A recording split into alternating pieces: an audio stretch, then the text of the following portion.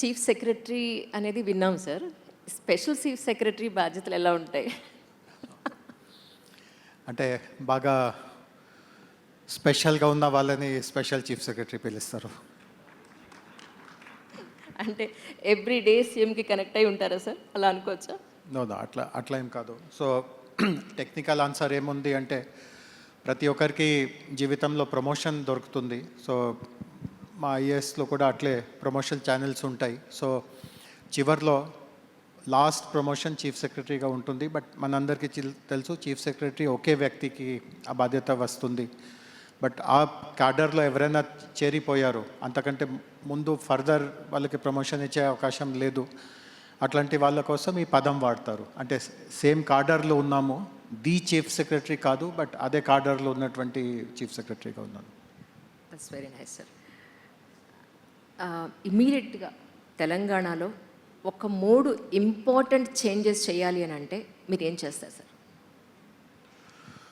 So నేను నా వర్క్కి సంబంధించిన విషయాలు చెప్తాను.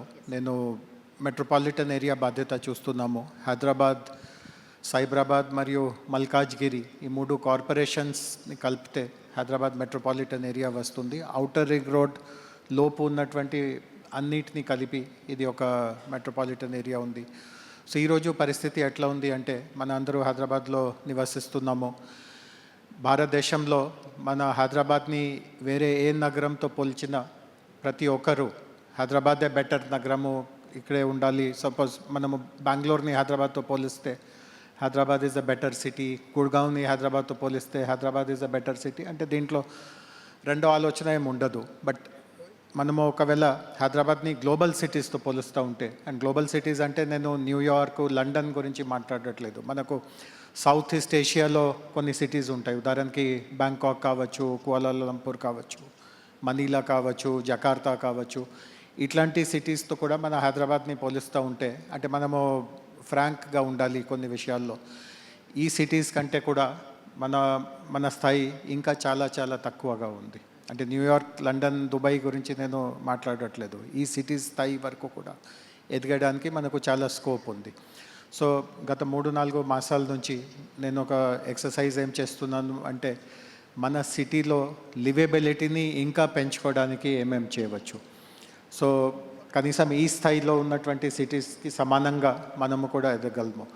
సో గత ఒక 3-4 నెలల నుంచి జరుగుతున్నటువంటి ఎక్సర్సైజ్ ద్వారా ఒక 100 ఇంటర్వెన్షన్స్ గుర్తించడం జరిగింది. ఈ 100 పనులు చేయగలిగితే మనము కూడా ఆ స్థాయికి చేరగలము. అండ్ ఈ 100 ఇంటర్వెన్షన్స్ అంటే ఏదో దీర్ఘకాలికమైన ఇంటర్వెన్షన్స్ కాదు. అంటే పూర్తి చేయడానికి 10 సంవత్సరాలు పడతాయి, 5 సంవత్సరాలు పడతాయి, అట్లాంటివి కాదు.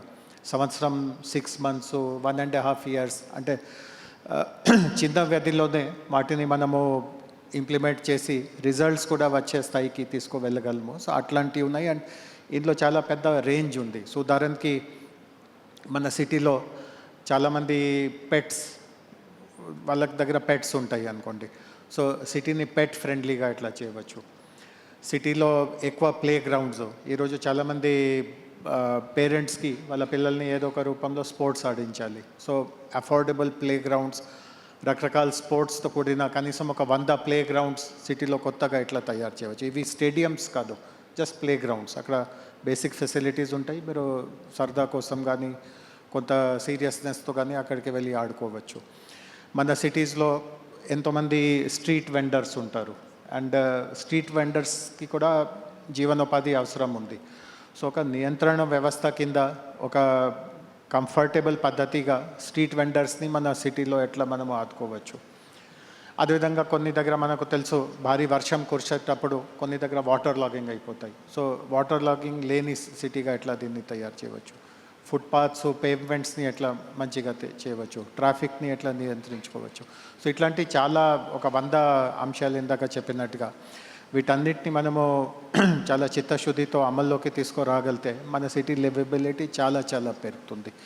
సో ప్రత్యేకమైన అంటే మనము హైదరాబాద్ గురించి పెద్ద ప్రాజెక్ట్స్ వింటూ ఉంటాము. ఫ్యూచర్ సిటీ కడుతున్నాము, మూసీ రివర్ ప్రక్షాళన ప్రాజెక్ట్ నడుస్తూ ఉంది, కొత్త ఫ్లైఓవర్స్ వస్తూ ఉన్నాయి, ఎలివేటెడ్ కారిడోర్స్ చేస్తున్నాము. అవన్నీ ఒక పక్క ముఖ్యమే.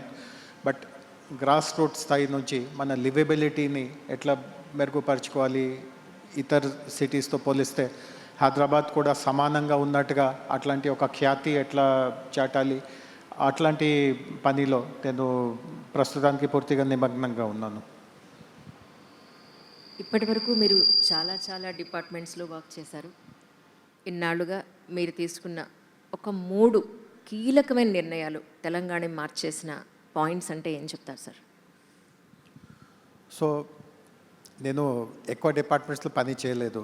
అంటే నాకు చాలా తక్కువ డిపార్ట్మెంట్స్లో పని చేసే అనుభవం ఉంది. నేను ఒక సమయం industries, IT, tourism and municipal administration, ఈ 4 డిపార్ట్మెంట్స్ నా దగ్గర పెద్ద ఏం అనుభవం లేదు. బట్ ఈ డిపార్ట్మెంట్స్ పరిస్థితి చూస్తే, సో ఈరోజు ఐటీ రంగంలో మనందరికీ తెలుసు, మనము హైదరాబాద్లో మన భారతదేశంలో ఒక బెస్ట్ సిటీగా, ఐటీకి అనుకూలమైన బెస్ట్ సిటీగా మనము పేరు పొందాము, ఆ పట్టా పొందాము.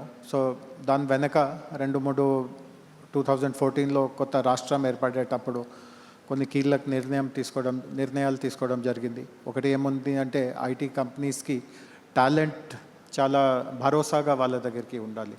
అంటే సిటీలో ఎంతైనా పెద్ద పెద్ద బిల్డింగ్స్ ఉన్నా, ఇంకా ఏదైనా మంచి రోడ్స్ ఉన్నా, బట్ అక్కడ టాలెంట్ సరిగా దొరకకపోతూ ఉంటే ఏ కంపెనీ మీ వైపు చూడరు.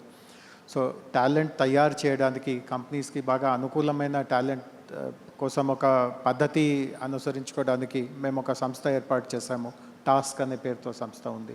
అది ఒక చాలా మంచి నిర్ణయము. తర్వాత ఈరోజు టెక్నాలజీ సెక్టర్లో ముఖ్యంగా ఇన్నోవేషన్కి చాలా పెద్ద పీఠం ఉంది. అంటే ఏ కంపెనీ అయినా ఇన్నోవేషన్ చేయలేకపోతూ ఉంటే వాళ్ళకి భవిష్యత్తే ఉండదు. అట్లాంటి ఒక చాలా స్పష్టంగా ఒక విషయం అందరికీ తెలిసిపోయింది అన్నమాట. సో 2014లో ఈ సిటీలో అంత ఇన్నోవేషన్, అంత స్టార్టప్స్, ఆంటర్‌ప్రెన్యూర్‌షిప్ అంతా ఉండేది కాదు. సో టీ హబ్ లాంటి సంస్థలు మొదలు పెట్టడం, అది కూడా ఒక చాలా కీలక నిర్ణయము. అండ్ మూడవ చాలా ముఖ్యమైన నిర్ణయం ఏముంది అంటే, అది ఈ రోజు వరకు కూడా ఎక్కడైనా నాకు అవకాశం దొరుకుతూ ఉంటే ఆ నిర్ణయాన్ని అమలు చేస్తూ ఉంటాను. అది ఏముంది అంటే, ఎక్కడ ప్రభుత్వంలో ఖచ్చితంగా కొంత టాలెంట్ ఉంది, కొంత మెరిట్ ఉంది, బట్ కొన్ని రకమైన యాక్టివిటీస్ పూర్తి చేయడానికి మనము బయట చూడాలి. అంటే ప్రభుత్వంలో ఉన్న టాలెంట్ కంటే మించి టాలెంట్ మనకు బయట దొరుకుతుంది. సో అట్లాంటి వాళ్ళని కూడా ప్రభుత్వంలోకి తీసుకురావడం. సో నేను ఇందాక టీ హబ్ గురించి చెప్పాను. టీ హబ్లో సుమారు ఒక 100 మంది పని చేస్తూ ఉంటారు. మీరు ఎప్పుడైనా టీ హబ్కి వెళ్ళి ఆ 100 మంది ఎవరు అనే వకాబ్ చేస్తే, ఒక వ్యక్తి కూడా దాంట్లో గవర్నమెంట్ మనిషి కాదు. వాళ్ళందరినీ మనము బయట నుంచి, వాళ్ళలో ఉన్న టాలెంట్. సో ఇది ప్రభుత్వ వ్యవస్థలో ఇది ఒక చాలా పెద్ద నిర్ణయము.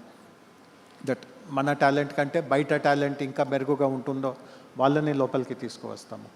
సో ఈ మైండ్ సెట్, ఇట్లాంటి ఒక కొత్త ఆలోచనతో, ఒక కొత్త విధానంతో ముందుకు వెళ్ళడము. అండ్ టీ హబ్లో ఎట్లా జరిగిందో, కనీసం ఈరోజు ఇంకా చాలా రంగాల్లో అట్లాంటి వ్యవస్థ మేము ముందుకు తీసుకువెళ్తూ ఉన్నాము. సో అది గవర్నమెంట్లో కూడా ఆ సమయంలో చాలా ఒక కొత్త పద్ధతి. దట్ గవర్నమెంట్లో ఎట్లయినా వేలాది మంది ఉంటారు, వాళ్ళపైన ఆధారపడకుండా నేను ఇంకా బయట నుంచి కొత్త వాళ్ళని తీసుకువస్తూ ఉన్నాము. సో ఇది ఒక కొత్త ఆలోచన సమయంలో చాలా విమర్శలు కూడా వచ్చినాయి. బట్ ఇప్పుడు వెనక్కి తిరిగి చూస్తే ఆ నిర్ణయం తీసుకోకపోయి ఉంటే, అంటే మంచి బిల్డింగ్ అవి మనము కట్టేవాళ్ళు, కానీ అంత ప్రయోజనం ఉండేది కాదు. ఐటీ తర్వాత మళ్ళీ ఉద్యోగ అవకాశాలు ఏ ఫీల్డ్లో ఎక్కువ అవకాశం వచ్చేది? అలాగే ఇప్పుడు విద్యార్థులు ఎటువైపు వాళ్ళ ఎడ్యుకేషన్ కెరియర్ని మార్చుకుంటే అవకాశాలు బాగా వస్తాయంటారు? సో ఒక అంతర్జాతీయ సంస్థ ఉంది, వరల్డ్ ఎకనామిక్ ఫోరం. వాళ్ళు ప్రతి సంవత్సరం ఒక నివేదిక తయారు చేస్తారు, ద ఫ్యూచర్ ఆఫ్ జాబ్స్. అంటే ఏ దిశలో ఉపాధి అవకాశాలు ఎక్కువ వస్తూ ఉన్నాయి అండ్ మొత్తం ప్రపంచానికి వాళ్ళు చేస్తారు. అంటే యుఎస్ లాంటి వికసిత్ దేశంలో ఏం జరుగుతూ ఉంటుంది, భారత్ లాంటి అభివృద్ధి చెందుతున్నటువంటి దేశంలో ఎట్లాంటి అవకాశాలు వస్తాయి. సో లాస్ట్ ఇయర్ రిపోర్ట్ చూస్తే ఒక 80 రకమైన జాబ్స్ వాళ్ళు గుర్తించారు. అండ్ అదే వాస్తవికత ఉంది. ఈరోజు మన గతం గురించి ఆలోచిస్తూ ఉంటే చాలా తక్కువే ఆప్షన్స్ ఉండేది. అంటే మీరు ఇంజనీర్ అవ్వాలి, లేకపోతే డాక్టర్ అవ్వాలి, లేకపోతే ఇట్లాంటి సివిల్ సర్వీసెస్ రాయాలి, లేకపోతే లాస్ట్లో లా చదివి లాయర్ ఇట్లాంటివి ఉండవచ్చు. బట్ గతంలో ఉన్నటువంటి 5-10 ఆప్షన్స్ కంటే భిన్నంగా ఈరోజు 80 రకమైన ఆప్షన్స్ ఉంటాయి. అండ్ నేను కూడా చూస్తున్నాను, అంటే సిటీలో ఈరోజు సుమారు ఒక మన 20 మిలియన్ సారీ 20 లక్షల మంది ప్రొఫెషనల్ రంగంలో ఉన్నారు. 2 million people are working in different kind of professions. And వాళ్ళ ప్రొఫైల్స్ చూస్తే వాళ్ళు ఎట్లాంటి జాబ్స్ చేస్తూ ఉన్నారు, సిటీలో ఉన్నటువంటి అంటే టాప్ కేటగిరీలో ఉన్నటువంటి 2 మిలియన్ ప్రొఫెషనల్స్, 20 లక్షల మంది ప్రొఫెషనల్స్ ఉంటే కనీసం ఆ 80లో కనీసం ఒక 50 కేటగిరీస్ మన మధ్యలోనే అది కనపడుతుంటాయి అనేది. సో చాలా జాబ్స్ ఉన్నాయి. బట్ 2-3 ముఖ్యంగా ఏముంది అంటే ఈరోజు ఆర్టిఫిషియల్ ఇంటెలిజెన్స్ అంటే ఏ జాబ్ ఉన్నా ఆర్టిఫిషియల్ ఇంటెలిజెన్స్ నాలెడ్జ్ ఉండడం అది చాలా అనివార్యం అనేది. అంటే కొన్ని సందర్భంలో నేను కాలేజెస్ ఫంక్షన్స్కి వెళ్తూ ఉంటాను, స్టూడెంట్స్తో మాట్లాడుతూ ఉంటాను. కొన్నిసార్లు నాకు గుర్తు ఉంది, నేను ఒక వాక్యం వాడాను, కొన్ని సందర్భంలో దాన్ని మిస్అండర్స్టాండ్ కూడా చేశారు. బట్ నేను ఇప్పుడు కూడా చెప్తాను, నేను వాడే వాక్యం ఏముండేది అంటే, if you do not know about AI, if you do not master AI, know about AI కాదు, if you do not master AI you will be killed. అంటే ఇట్లాంటి కఠినంగా పరిస్థితి ఈరోజు అంటే రాను రాను తయారవుతూ ఉంది. మీకు ఏఐ జస్ట్ తెలుసుకోవడమే కాదు, అంటే ఒక డిక్షనరీలో చదివి, ఇంటర్నెట్లో వికీపీడియాలో చదివి ఏఐ అంటే ఇది అది సరిపోదు. ఏఐని ఉపయోగంలోకి ఎట్లా తీసుకురావాలి, ఆ పరిపక్వత మీలో ఉండకపోతూ ఉంటే మీకు ఏమీ ఫ్యూచరే ఉండదు అనమాట. సో ఏ జాబ్ ఉన్నా, 80 జాబ్స్ ఉన్నా, 50 జాబ్స్ ఉన్నా, ఏఐ నాలెడ్జ్ చాలా ముఖ్యం ఉంది. రెండవది కొన్ని ఫినిషింగ్ స్కిల్స్ అంటారు. అంటే మీరు ఎట్లా మాట్లాడుతున్నారు, మీరు సిచ్యువేషన్ని ఎట్లా అర్థం చేసుకుంటున్నారు, మీరు టీంలో మీ బాధ్యత ఎంతవరకు ఉంటుందో ఎట్లా దాన్ని పరిగణనలోకి తీసుకువెళ్తున్నారు, టీం సభ్యులుగా మీరు ఎట్లా టీంకి బాగా సపోర్ట్ ఇస్తున్నారు, మీరు ఒక పొజిషన్కి ఎదిగి ఉంటే మీ కింద ఉన్న వాళ్ళని ఎట్లా మీరు నర్చరింగ్ లీడర్షిప్ ద్వారా తయారు చేస్తున్నారు, ఇట్లాంటి స్కిల్స్కి కూడా చాలా ఉపయోగం ఉంది. అంటే నాలెడ్జ్ చూస్తారు. ఈరోజు కంపెనీస్ దగ్గర మీరు ఇంటర్వ్యూకి వెళ్తే మీకు క్వాలిఫికేషన్ ఏముందో, స్కిల్స్ నాలెడ్జ్ ఏముందో అవన్నీ ఖచ్చితంగా వాళ్ళు చెక్ చేస్తారు. బట్ లాస్ట్ ఒక 10 సంవత్సరాల నుంచి నాకు ఏమనిపిస్తూ ఉంది అంటే నాలెడ్జ్ కంటే మీలో ఇట్లాంటి నైపుణ్యాలు ఉన్నాయా లేదా దానికి ఎక్కువ విలువ ఉంటుంది. Absolutely sir. అలాగే ఎస్పెషలీ తెలంగాణకి సంబంధించి మిమ్మల్ని కలవరపరిచే, టెన్షన్ పెట్టే అంశాలంటే ఏం చెప్తారు? సో టెన్షన్ అనేది ఏమి ఉండదు. బట్ జనరల్గా నేను కొన్ని బాధ్యతలు ఒకవేళ అంటే ఖచ్చితంగా దాంట్లో రిజల్ట్స్ నేను చేసి చూపగలుగుతాము అట్లాంటి ఒక ఆంతరికంగా ఒక ఆలోచనకి వచ్చి ఉంటే అందులో ఏదైనా ఆలస్యం జరగడం, లేకపోతే కొత్త కోణాల నుంచి కొన్ని కొత్త విషయాలు రావడం, అట్లాంటి సమయంలో కొద్దిగా నాకు డిస్టర్బెన్స్ అనిపిస్తుంది. దట్ నేను ఇట్లా ప్లాన్ వేసి ఉంటే దాంట్లో కొన్ని అవరోధాలు వస్తూ ఉంటాయి. బట్ వెంటనే విదిన్ ఫ్యూ అవర్స్ కొత్త ప్లాన్ చేసి దాన్ని ఎట్లా అతిక్రమించాలి, ఇంకా ధ్యేయం వైపు ఎట్లా ప్రయాణం చేయాలి, ఫాస్ట్గానే ఫ్లెక్సిబుల్గా అజిలిటీతో చేయగలుగుతాము. సో చాలా దీర్ఘంగా నేను ఏదో డిస్టర్బ్ అయిపోయి ఉంటాము. అట్లాంటి పెద్దగా సందర్భాలు ఉండదు. అందరూ చెప్తూ ఉన్నారు సార్, మన ఎడ్యుకేషనల్ సిస్టమ్ అది బుక్ నాలెడ్జ్ వరకే ఉంటుంది, బతకడానికి ఏమి పని చేయట్లేదు అని. సో మన ఎడ్యుకేషనల్ సిస్టంలో మీరు మార్పు తీసుకురావాలి అంటే మీ వంతు బాధ్యతగా మీరు ఏం చేస్తారు? సో యాక్చువల్లీ సాయంత్రం ముఖ్యమంత్రి గారు కూడా వస్తున్నారు, వారు కూడా ఖచ్చితంగా చెప్తారు.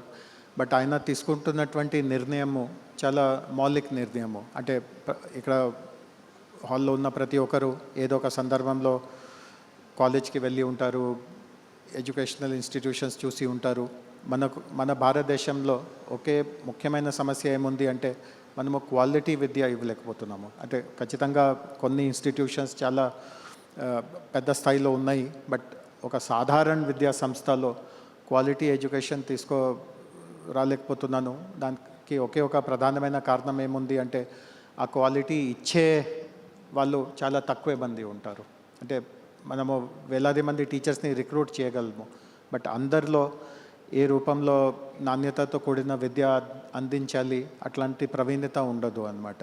అండ్ ఎంతైనా ప్రయత్నం చేసినా వాళ్ళలో అంతవరకు ప్రవీణత రాలేదు ఏమో.